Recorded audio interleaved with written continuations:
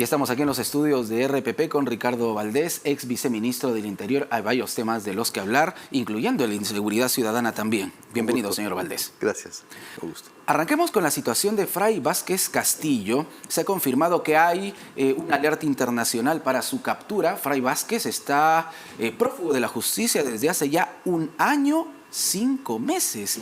¿Qué podemos comentar de esta situación? Y no nos olvidemos de Juan Silva, 1 año, 3 meses, también lejos de la justicia peruana. Sí, es un poco traer a la memoria hechos que realmente nos llamaron tanto la atención, ¿no?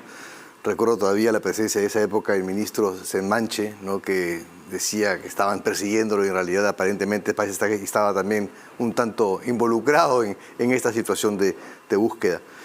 Sí, bueno, creo que el Interpol está en estos momentos en la picota a raíz del caso de Zarratea, ¿no? de Sánchez, de Alejandro Sánchez. Personalmente yo he estado buscando en las alertas rojas a ver si encontraba a Juan Silva y a Fray Vázquez. Debo haber buscado mal, encontré 33 peruanos, pero no encontré ni a Silva ni a Fray Vázquez. Entonces entiendo que debe haber una lista paralela que debe estar de conocimiento de la Oficina Central Nacional, pero que no es pública. En todo caso, en las búsquedas públicas, repito, hay 33 y ninguno de ellos se encuentra. Sin embargo, eso es lo que se ha reportado, ¿no? Desde el Poder Judicial, hay la certeza de que los están buscando en principio. El Poder Judicial dice que sí, que la búsqueda incluso internacional se está realizando, pero ahora, ¿cómo pudo, por ejemplo, el señor Sánchez llegar hasta México? Es increíble el tiempo que ha transcurrido. Porque no tenía pues una alerta roja, claro, no tenía, nadie lo estaba buscando, no tenía una orden de detención y por lo tanto simplemente tuvo la mala suerte de ser capturado como un migrante irregular. Y ahora hay que ver si es que realmente puede ser repatriado al Perú, ¿no? Esperemos que realmente las gestiones de la Cancillería tengan en ese sentido resultado. A mí, por ejemplo, en el caso del señor Salazar, me llama mucho la atención el mal trabajo que ha hecho la Oficina Central Nacional del Interpol en el Perú.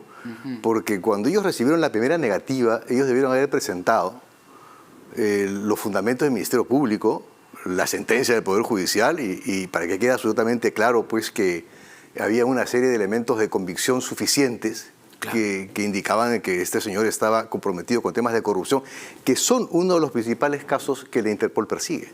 Efectivamente, estamos hablando acá de personajes, el señor Valdés, no solo cuestionados, tienen ya hasta prisión preventiva, están buscados por la justicia. 30 meses, ¿no? Y tienen mucho que decir, Claro. Tienen mucho que decir, eso es importante. Sí, entonces esta oficina central le corresponde al Ministerio del Interior y a la Policía Nacional, y sería bueno saber qué argumentos dieron los de la Interpol Lyon, Francia, para negarle al Perú la alerta roja, ¿no? Ahí sería bueno, creo que es importante conocer los argumentos. Claro, porque el dueño de la casa del pasaje Zarratea no cae en manos de la policía por los delitos por los que está siendo buscado en nuestro país. Cae literalmente de casualidad. Por migración irregular. Hemos sido lecheros como país. Claro, hemos sido lecheros. Porque si no, ahí se perdía, ¿no? Exacto. Ahora, te corremos el riesgo de que lo regresen a México, que suele ser una práctica. O sea, te devuelven al punto por donde ingresaste. Y si lo regresan a México, ahí tampoco tiene orden de captura. Por lo tanto, no tiene orden de captura, va a poder circular libremente por la ciudad. Y además recordemos que AMLO, el presidente mexicano, es muy cercano al expresidente Pedro Castillo. No sería raro que termine protegiéndolo. Esperemos que no lleguemos a ese extremo. Claro, está la esposa del expresidente Castillo en México. Yo calculo, supongo, que debe tener un contacto también con el señor Sánchez, tanto que hay este nivel de amistad, chotanos todos ellos, ¿no? Claro. ¿Cómo se realiza una investigación policial cuando se trata de estos casos tan complejos? ¿Y por qué puede demorar tanto la captura de un personaje que es públicamente conocido y uno se explica cómo lograron escaparse tan fácil? Bueno, esto hay que hacer un poquito de historia. Creo que hay información que maneja la policía que yo entiendo que no se haga pública, porque me imagino que ya a su vez la Fiscalía debe estar también viendo de encontrar responsables en el proceso de fuga de Fray Vázquez y de Juan Silva, ¿no? Porque yo creo que los hay. Definitivamente los hay. No se fueron así simplemente por sus propios medios. Ellos han contado con la colaboración de personajes en ese momento ligados al gobierno. ¿Algún ministro del Interior podría ser? por ejemplo. Podría ser, ¿no? Podría ser. Hay que dejarlo en condicional, no podemos afirmarlo. Eso Claro. tendrá que definirlo el Ministerio Público en su momento y junto con la policía. Tengo entendido que había un grupo de la DIVIAC, pero tengo la impresión que han bajado un poco la guardia en la búsqueda de estos dos personajes. Me da esa impresión. Así como también me ha generado mucha curiosidad el hecho de que enterarnos todos que el señor de Zarratea, para ponerlo de una forma que todo el mundo lo conoce, no contase con alerta roja, pese a haber sido presentado hasta en 2 oportunidades. Y eso significa que la narrativa del perseguido político ha sido escuchada a nivel de la Policía Internacional. Son pocos los casos, solamente cuando hay aspectos políticos, raciales, militares, es que Interpol se niega a dar la alerta roja.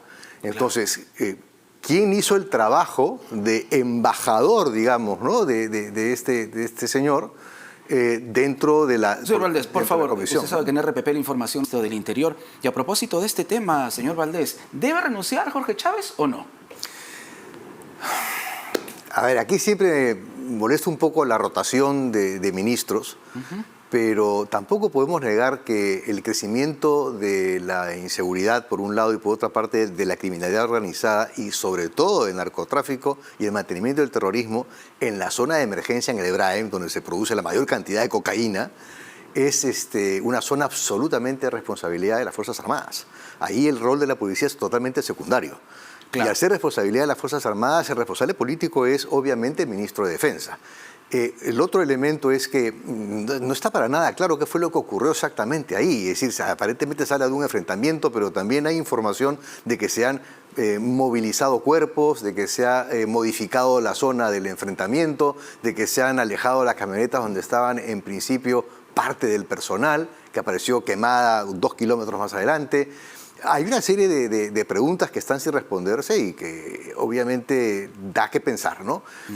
Sea como fuere, si el ministro de Defensa debe renunciar o no, creo que es algo que tendrá que evaluar directamente, pero si lo evaluamos nosotros como ciudadanía en términos de los resultados, lo que está pasando en el Hebraim, yo diría que su nota es desaprobatoria, ¿no? Lo mismo que lo que estamos viendo en inseguridad, en la inseguridad ciudadana. O sea, las notas antes de que yo ingresara acá estaba justamente viendo lo que pasa en San Juan del Lurigancho. Exacto, sí. Exacto. Una situación ya dramática, los vecinos están desesperados. Pero lo que es importante mirar y ver, hablando de esta preocupación que la presidenta puso sobre el tapete de 28 de julio, es que los resultados que está sacando el INEI a agosto, o sea, ahorita, con respecto al crecimiento de la inseguridad, los últimos 4 meses la inseguridad ha crecido como 4 puntos. ¿Qué significa un punto a nivel nacional? Implica casi 250.000 personas nuevas que han sido víctimas de un delito en la calle. Eso significa que en estos momentos estamos por encima de los 9 millones de personas en el Perú, en este último semestre, sí, que han sido víctimas de un delito. La cifra es importante. Sí, y a nivel de ciudades, por encima de 20.000 habitantes, que son muchísimas, ya hemos pasado el 30% de victimización. O sea, es 1/3 de la población que se encuentra en ciudades de más de 20.000 habitantes, ¿no? Que son la gran mayoría en el país. Y hay una concentración muy fuerte de crecimiento, sobre todo de uso de armas de fuego. Claro. De este 30% a este 27% a nivel nacional, cerca de la mitad, casi la mitad, ha sido atacada con arma de fuego, y eso implica una mayor inversión en criminalística y en unidades de investigación criminal, que siento que es el principal problema que estamos teniendo para luchar contra la inseguridad. Y por eso se buscan algunas alternativas. Se habla del plan Bukele, señor Valdés. ¿Qué opina usted? ¿Se podría aplicar algo de lo que hizo el presidente Bukele aquí en nuestro país? Bukele habla de control territorial como un eje central de su estrategia. Y hay que poner las cosas de perspectiva, ¿no? ¿Cuánto mide El Salvador? Menos de 23.000 kilómetros cuadrados. ¿Cuánto mide el Perú? Un poco más de 1.300.000 kilómetros cuadrados. Es decir, el departamento de Lima es 1,5 veces El Salvador, para que la gente más o menos entienda. Entonces, claro, o sea, si yo tengo aproximadamente 80.000 entre Fuerzas Armadas y Policía, puedo controlar una extensión tan pequeña. Pero hacer eso en un país como el Perú es prácticamente imposible. Claro, y es otro, ¿no?, cantar. Como es otro diría. tema. Lo otro es que allá tienen casi un monoproblema. Es decir, el principal problema y casi único han sido las pandillas. Y vienen siendo las pandillas todavía. Acá no. Aquí lo dijo el ministro.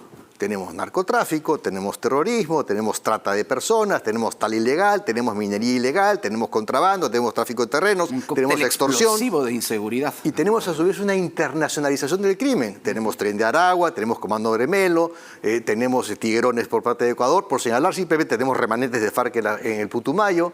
Y en fin, o sea, tenemos actividad criminal internacional en la frontera Tumbes, en toda la frontera de Loreto, no solamente con Colombia, también con Brasil. En la triple frontera hay una serie de organizaciones criminales que han tomado posesión de la provincia de Mariscal Castilla para el tráfico de drogas, y lo propio para lo que es el trasiego de oro ilegal hacia Bolivia. Entonces, es muy complejo. Y por otra parte, aquí tenemos casi 70 penales. Entonces, no se puede comparar la realidad de El Salvador con la realidad peruana. Pero ahora, Alberto Taro le ha dicho, no hay plan Bukele, pero sí plan Boluarte. Mira, ¿realmente existe un plan Boluarte? No, a ver, lo que existe es un plan nacional de seguridad ciudadana al 2030. Es una política. Esa política está vigente desde el año 2021. Parece que no la han leído. Y lo que tienen que hacer es realmente invertir en esa política. Y tenemos un sistema nacional de seguridad ciudadana. Porque esto no es un problema policial. Aquí está el Ministerio Público, Poder Judicial, INPE, alcaldes, serenazgos, seguridad privada. Y esto va de la unidad más pequeña territorial, que es el distrito, a la provincia, a la región y al país. Y en cada nivel hay responsables que tienen que coordinar esta política, pero no conversan entre sí. Y no tenemos un liderazgo por parte del Ejecutivo a nivel del Premier o de la Presidenta, que eso es lo que corresponde. Eso es lo que hace falta, porque normas tenemos muchísimas. Lo que hace falta es aplicarlas y darles recursos a la gente que tiene que aplicar esas normas. Claro, somos un país que tiene más de 30.000 leyes, ¿eh? El asunto es que no se cumplen muchas veces. Bueno, y ahora en el Congreso han presentado un paquete de 30 y tantas normas adicionales. Bueno. Muy bien. Señor Valdés, muchísimas gracias. Con gusto. Gracias por su aporte, Ricardo Valdés.